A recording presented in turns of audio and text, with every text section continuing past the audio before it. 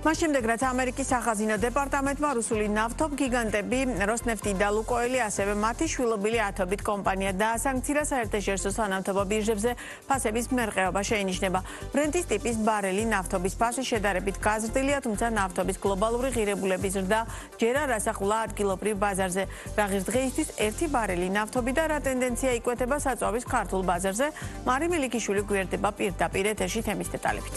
გამარჯობა, მაია, მევესალმებით ჩვენს მაყურებელს. საერთაშორისო სანავთობო ბირჟაზე ფასების მერყეობა უმეტესად კი აღმასვლის ტენდენცია ისევ ნარჩუნდება, მას შემდეგ, რაც გასულ კვირას ამერიკამ რუსული ნავთობ გიგანტები, კერძოდ როგორც უკვე აღვნიშნეთ, როსნეფტი და ლუკოილი, ასევე მათი შვილობილი კომპანიები დაასანქცირა. ნავთობი ერთდღიან პერიოდში თითქმის 5.5%-ით გაძვირდა. დასანქცირების გადაწყვეტილების მიზეზი აღნიშნული კომპანიების მიერ უკრაინის წინააღმდეგ მიმდინარე ომში რუსეთისთვის დახმარების გაწევა. სანქციები მოიცავს ამერიკის ტერიტორიაზე არსებული მათი ყველა აქტივის გაყინვას, ასევე ნებისმიერი სახის ამერიკული ტრანზაქციის შეზღუდვას ამ ნავთობ გიგანტებში თუ ან მათ შვილობილ კომპანიებში.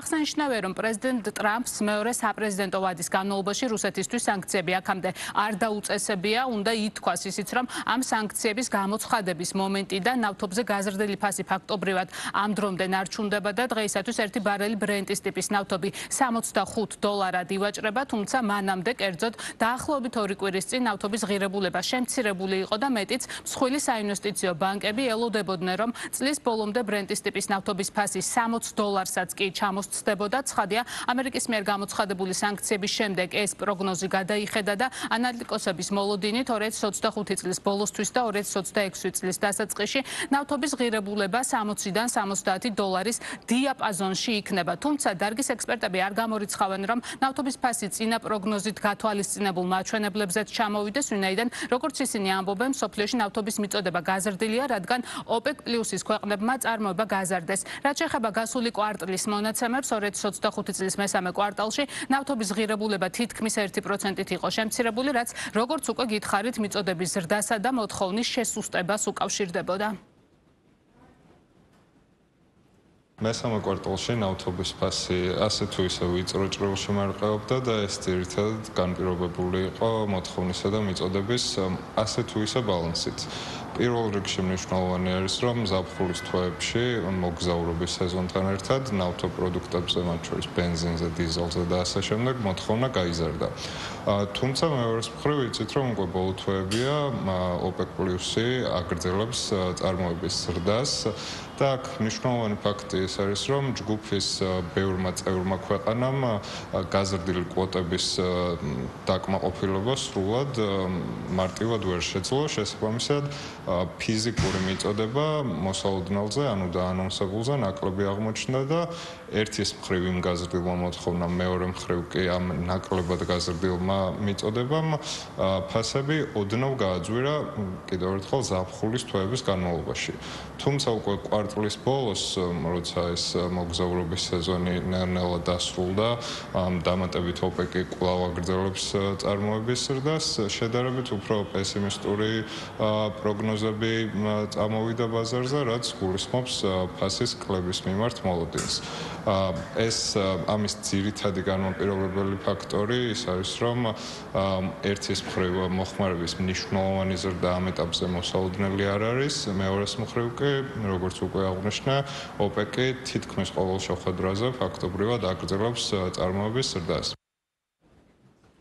ადგილობრივ ბაზარზე ჯერჯერობით საერთაშორისო სანავთობო ბირჟებზე არსებული ფასების მერყეობა არ ასახულა, ვინაიდან ჯერ მხოლოდ ერთი კვირაა გასული ნავთობის გაძვირებიდან და კომპანიებს მარაგები ძველ ფასებში აქვთ გაკეთებული. მეტიც ნავთობპროდუქტების იმპორტიორთა კავშირში ამბობენ, რომ საქართველოსთვის ბენზინის მომწოდებელ ევროპულ სახელმწიფოებში, როგორებიცაა რუმინეთი, კვიპროსი, ბულგარეთი, საბერძნეთი, ასევე მალტა და ბელორუსი, ბოლო ერთვიან პერიოდში პრემიუმის ტიპის საწვავი გაიაფთა და ეს ქართულ ბაზარზეც აისახა, კერძოდ პრემიუმის კატეგორიის საწვავის ღირებულება დაახლოებით 5 თეთრით შემცირდა, თუმცა ეს შეეხო მხოლოდ პრემიუმს, სხვა ტიპის ბენზინსა და დიზელზე კი მანამდე არსებული ფასები ნარჩუნდება. საბოლოო ჯამში ნავთობპროდუქტების იმპორტიორთა კავშირში აცხადებენ იმასაც, რომ ამჟამად ფასების კუთხით ბაზარზე სტაბილური ვითარებაა, თუმცა არ გამორიცხავენ, რომ რუსული ნავთობ გიგანტების როსნეფტისა და ლუკოილის დასანქცირებამ ფასების რყევები ბენზინის მომწოდებელ ჩვენს ქვეყნებშიც გამოიწვიოს. აქედან გამომდინარე, ქართულ ნავთობ იმპორტიორებს ფასებთან დაკავშირებით პროგნოზების გაკეთება უჭირთ.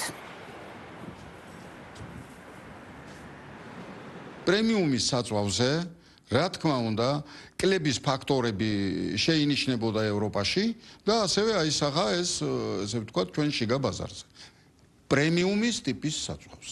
ეს გადმოტანილი, გადმოთარგმნილი, უკვე ესე ვთქვათ, ლარში, ესე ვთქვათ, გადაყვანილი ხუთ თეთრიანი სხვაობა მოგვცა. მე მაინც დავარქმევდი, რომ ამას სტაბილური ბაზარი ქვია.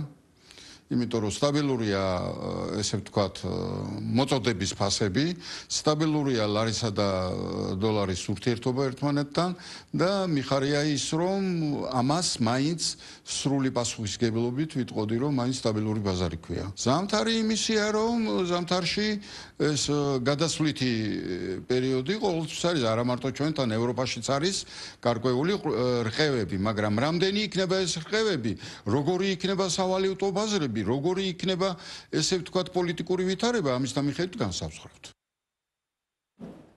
გეტყვით იმასაც, რომ საქართველოში ნავთობპროდუქტების იმპორტი ზრდის ტრენდს ინარჩუნებს, რასაც ბუნებრივია ავტოპარკის ზრდა განაპირობებს. 2025 წლის იანვარ-სექტემბრის თვეების მონაცემებით ქვეყანაში ჯამურად იმპორტირებულია 1 მილიონზე მეტი ტონა ბენზინი და დიზელი, რაც წლიურ ჭრილში თითქმის 10%-იან ზრდას წარმოადგენს. მადლობა, მარი მელიქიშვილი საუბრობდა ბიზნეს პარტნიორის პირდაპირ ეთერში.